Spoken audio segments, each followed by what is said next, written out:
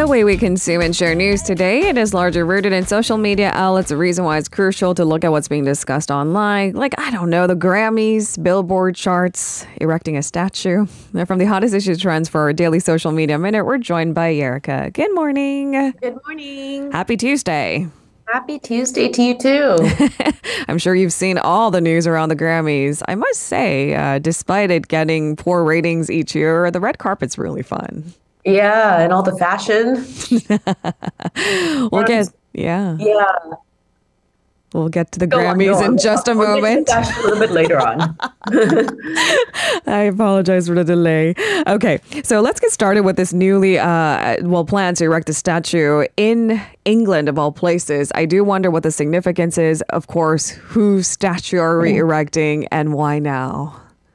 Yes, good questions. South Korea is going to build a statue of a British journalist in his birthplace to commemorate his work as an activist in the early 20th century.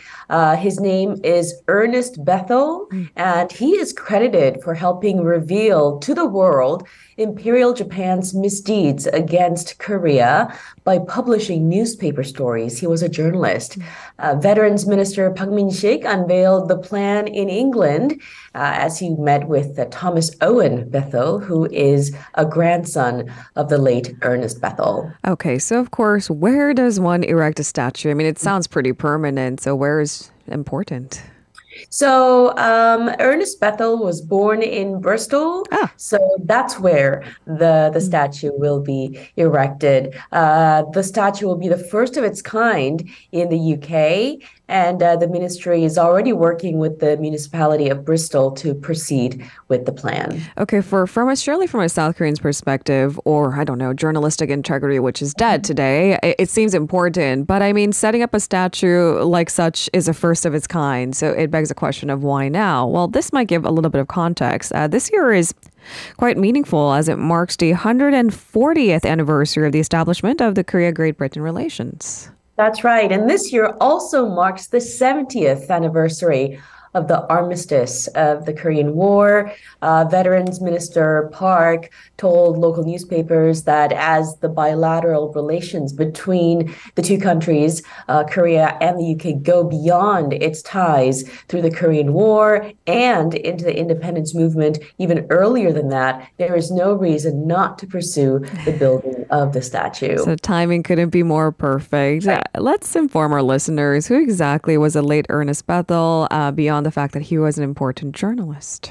Yes, so he arrived in Korea in 1904. At the time, he was a correspondent for the UK-based Daily Chronicle, and his job at the time was to report on the Russo-Japanese War. Now, later that year, he founded an English and Korean language newspaper, the Korea Daily News, which was critical of Imperial Japan and its rule of Korea. He passed away in May of 1909 due to poor health. He was just 36 years old at the time. And at the time, he was fighting a legal battle over his expulsion from Korea, which was sought by Japan. He's currently buried at the 양화진 Foreign Missionary Cemetery, 양화진 외국인 선교사 묘원 in 합정동, Seoul, right next to the 철두산 순교성지 or 철두산 Martyrs Shrine. So, I mean, if you're in Korea, it's a site that you might be able to visit and pay your respects. If you're in Bristol, apparently there's going to be a statue erected in his honor. Yes. All right, Erica, let's move on to the music section because there's a lot to cover here, starting with a Billboard 200 charts. Who's topping it and why are we talking about it this morning? Yeah. So boy group Tomorrow by Together has claimed the first #1 of its career on the Billboard 200 chart with its latest album titled The Name Chapter, Temptation. The album debuted atop the main albums chart on Sunday. Now, this group debuted back in 2019. So, getting into the details, this album earned 161,500 equivalent album units in the US, which was largely driven by CD album sales.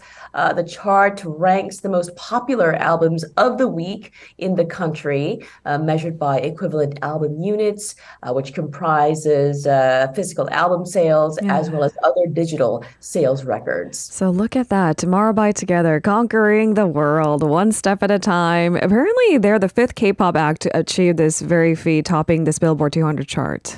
That's right. BTS achieved it back in 2018, Super M in 2019, Stray Kids last year in 2022, as well as Blackpink also in 2022. The achievement by the band makes Big Hit Music the only K-pop agency to chart two or more teams that it manages on the Billboard 200. And of course, the band members are super excited. They said they never imagined that their dream of hitting Billboard #1 would come true. And of course, they thank their fans, MOA, for the honor. They got to celebrate the moment with the fans. I mean, honestly, what are K-pop bands without the fan base? Well, it might be an entirely different story we're spinning this morning. Right. Let's talk a little bit about then the celebrated album. I mean, it's an EP, so it's a full-length album. That's right. The name chapter, Temptation, that's the title of the album, is the fifth EP from this five-member group. The songs are basically a depiction of the youth sort of in the face of temptation. They're trying to live in the present while enjoying the freedom that comes with being young, but they also know that they have to grow up. It consists of five tracks, including the main single, Sugar Rush Ride.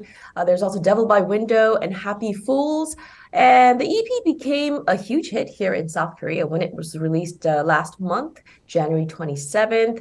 It sold more than 2 million copies in the week of its release. It's also been charting at the top of Melon, South Korea's largest music streaming platform. To talk a little bit about the group, their second full-length album, The Chaos Chapter Freeze, which was released back in 2021, was the only K-pop album ever to appear on the Best Album of the Year lists by Enemy and Rolling Stone magazines. Look at that. High praise. I've got to say I'm a little desensitized. I mean, we should be talking this up. Why have I lost my enthusiasm? We're going to play one of their songs for you in just a moment. So if you're a big fan of Tomorrow by Together, you might want to stick around. Before I let you go, Erica, of course, we have to talk about the Grammys. There was this whole debacle leading up to it. Will Beyonce, won't she? I mean, she's already a celebrated artist, but I mean, there are firsts that she keeps conquering. And now it seems among the highlights of the Grammys, Beyonce became the artist with the most awards in the history of the Grammys. That's something. Yeah. That is something for sure. I mean, she was always the queen, but now she's the queen of the Grammys. She just became the most awarded artist in Grammys history with a record 32 wins. The award that put her over the edge was Best Dance Electronic Album, which she won for her celebrated record, Renaissance, which was also nominated for Album of the Year. She literally one-upped her husband one more time with this set of accolade. I've seen photos of the star-studded crowd rising to its feet, celebrate Beyonce's win. She's a queen for a number of different reasons. People love her music, who she is, fierce, a force to be reckoned with. What a moment and what an achievement. She was all smiles throughout the ceremony, and she thanked her late Uncle Johnny, whose name she famously drops in the song Heated. She also thanked her husband and three children. And she also notably acknowledged the LGBTQ artists who inspired and directly contributed to the album. Now, Trevor Noah, who hosted the Grammys, said that Beyonce's win also settled another matter. He said, quote, "We can finally end the GOAT debate. It's done now. It's Beyonce." The greatest of all time is Beyonce. Undisputed at this point, it seems. Yeah. Renaissance is an ode to the disco and ballroom scene of New York in the 1970s and 80s, which was a community founded by Black, gay, and trans people. There are four songs in Renaissance that were nominated for Grammy Grammys this year. Break My Soul, which earned nods for Song and Record of the Year. Now, earlier, Beyonce won Grammys for Best Traditional R&B Performance and Best Electronic Dance Recording for Plastic Off the Sofa and Break My Soul. She actually won one of those awards while on her way to the ceremony because she was stuck in traffic. And the legendary guitarist Nile Rodgers went onto the stage to accept the award for Best R&B Performance for Cuff It on her behalf. Drama leading up to the Grammys. I mean, this is so fun, and I don't know. I don't know who embraces pop star better than Beyonce. It's almost as if God gave with all of its hands. It's amazing. Maybe it's worth mentioning it's just a sheer number of Grammy nominations Beyonce racked up over her immense career. It's amazing. She has racked up, 88 Grammy nominations throughout her career, which started in the year 1997.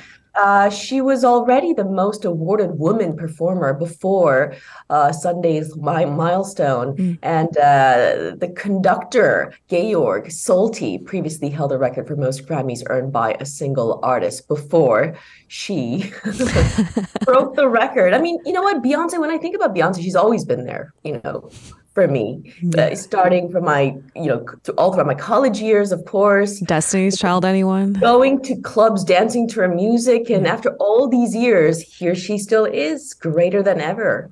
Honestly, I mean, my first memory of her goes back to Destiny's Child when it was a 4-member girl group. And then, it was a 3-member girl group. And then it was Beyonce, the singer, the actress, someone who could do everything, produce, perform, put together these excellent performances. And that's why she's a queen bee. Bow down, everyone, and long live this queen. She has a reputation for many things. I mean, first of all, she's now, officially the greatest of all time. But, many people who have worked with her say she's really difficult to work with. And I don't have an issue with that. Of course, she's difficult to work with. She's the best. She's such a professional. And she's a perfectionist at the same time, too. She wants everything done perfectly. And not everybody can sort of match up to that level of, standard. Absolutely. She requires of everyone she works with, probably. She's not the first greats to come that has been dubbed as someone who is impossible to work with. Right. You talk about craftsmanship at a certain level, right? And that requires a certain level of sensitivity to making things perfect, look perfect, feel perfect.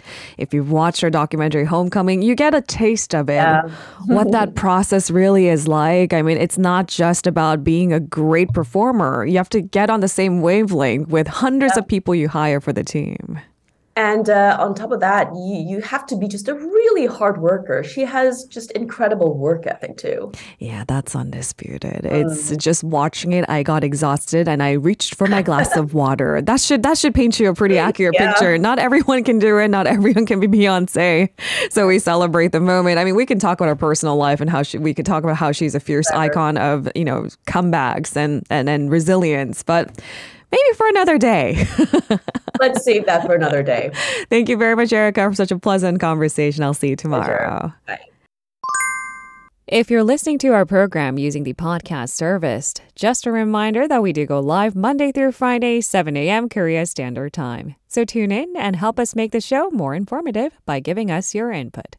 See you bright and early on Good Morning Seoul.